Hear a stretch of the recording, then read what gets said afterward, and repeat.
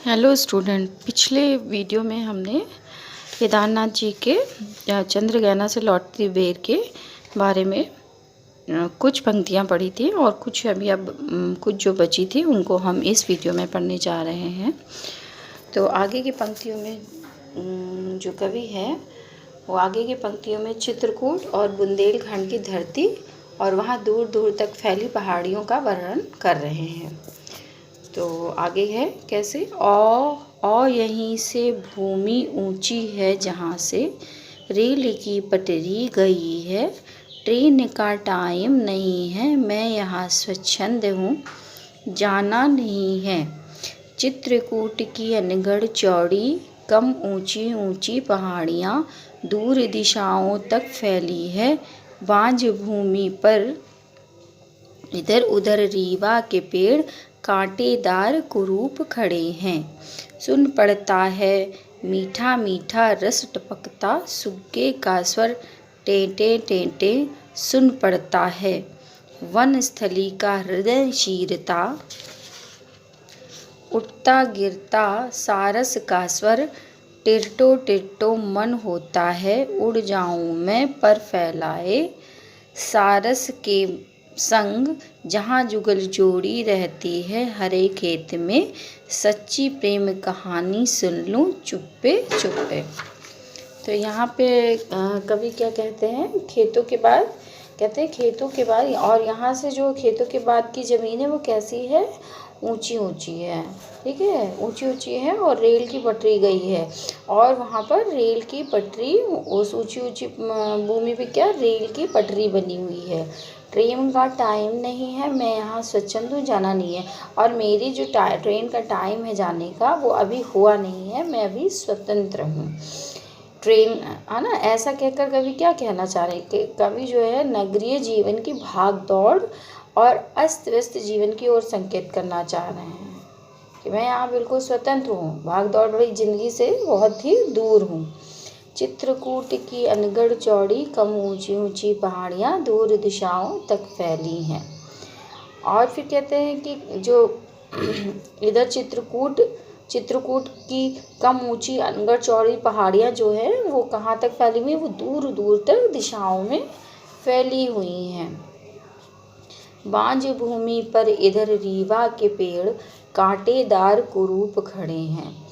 और बांझ भूमि मतलब जो ज़मीन है वो पथरीली है, मतलब उस पर कुछ भी उगाया नहीं सकता। बांझ भूमि किसे कहते हैं, जिस पर कुछ भी नहीं उगाया जा सकता है तो उसे कहते हैं बांझ भूमि। तो ज़मीन पथरीली है और बांझ है ना। फिर इधर उधर रीवा के पेड़ कांटेदार कुरूप खड़े, और कहीं कहीं पर क्या है, रीवा के कुरूप कांटेदार पेड़ खड़े हैं। रीवा के पेड़ कैसे होते हैं, कांटेदार होते हैं, तो वो उनको क्या है, वो कह रहे हैं कुरूप हैं, कुरूप से खड़े हुए हैं।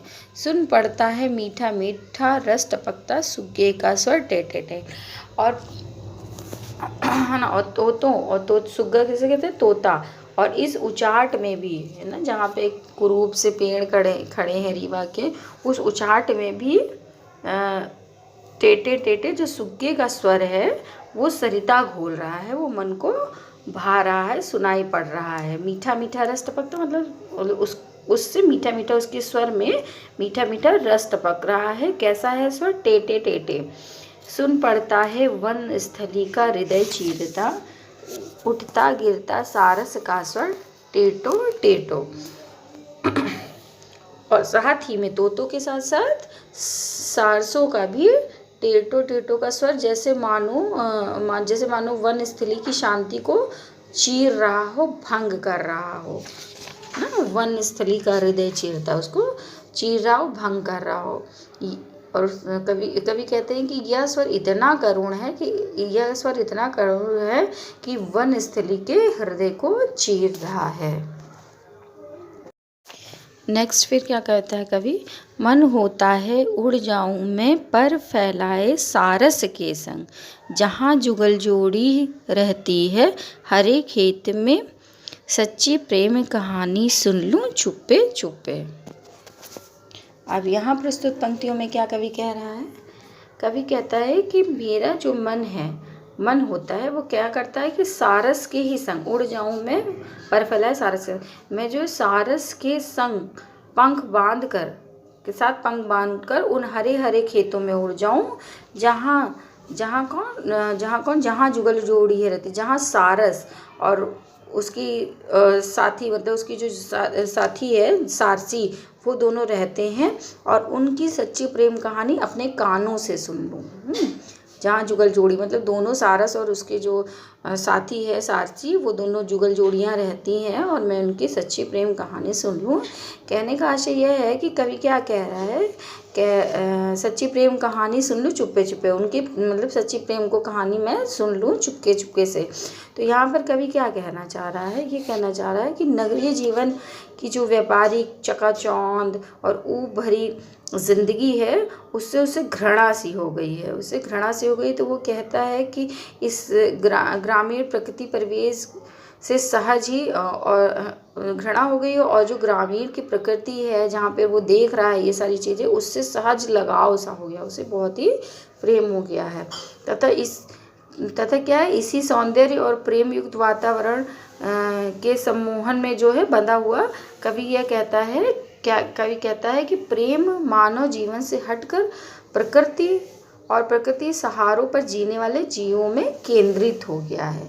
मेरा प्रेम जो है वो मानव जीवन से हटकर अब कहाँ पे आके बस गया है, प्रकृति में जीने वाले जीवों में केंद्रित हो गया है। यहीं पर हमारी केदारनाथ अग्रवाल जी के चंद्रग्रहण से लौटती बेर का लेसन समाप्त होता है। और आगे नेक्स्ट में हम पढ़ेंगे सर्वेश्वर दयाल सक्सेना जी के मेघ आए।